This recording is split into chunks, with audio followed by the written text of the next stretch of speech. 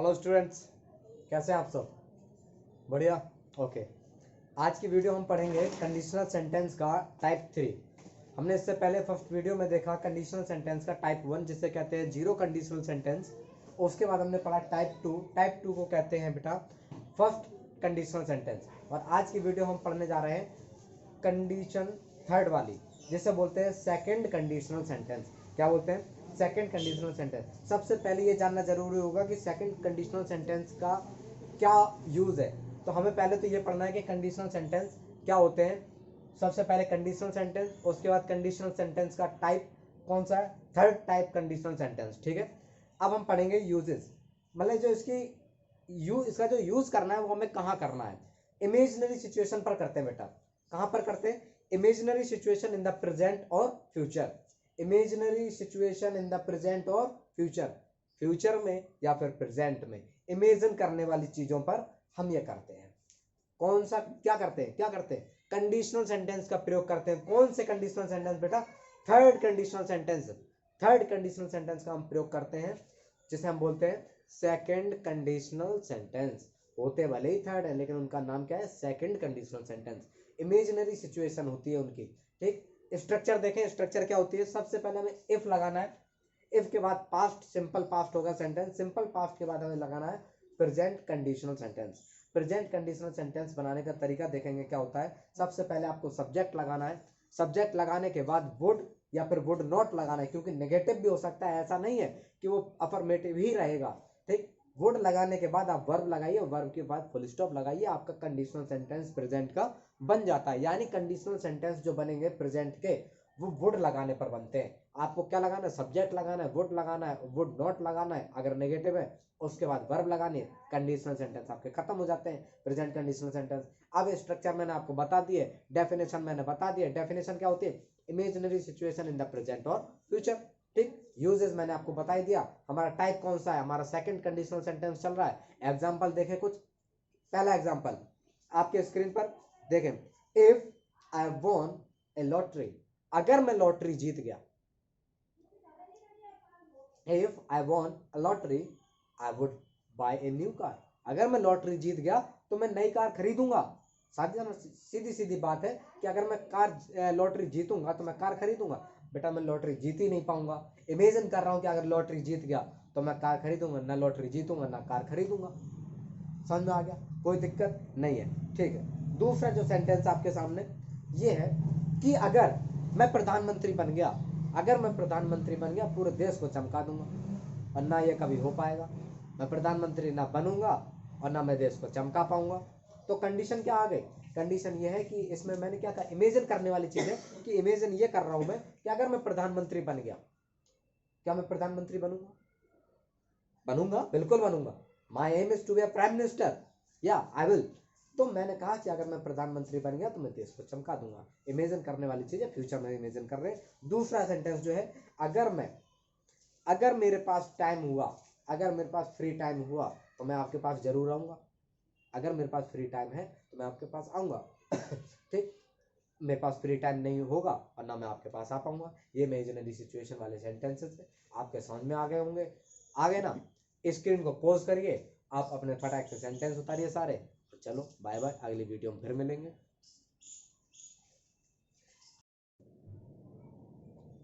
ठीक है, अब हमारा दूसरा जो है वो पढ़ेंगे हम फोर्थ, यानी आपका थर्ड कंडीशनल सेंटेंस। और थर्ड कंडीशनल सेंटेंस क्या होते हैं बेटा? थर्ड कंडीशनल सेंटेंस भी इमेजिनरी सिचुएशन को ही दर्शाते हैं। थर्ड कंडीशनल सेंटेंस भी इमेजिनरी सिचुएशन को ही शो करते हैं, लेकिन वो पास्ट के लिए होता है। वो पास्ट की कंडीशन को शो करते हैं, लेकिन जो हमने सेकंड कंडीशनल सेंटेंस पढ़ा था उसमें वो जो शो करेंगे वो करेंगे किसकी? प्रेजेंट की और फ्यूचर की इमेजिनरी सिचुएशन को।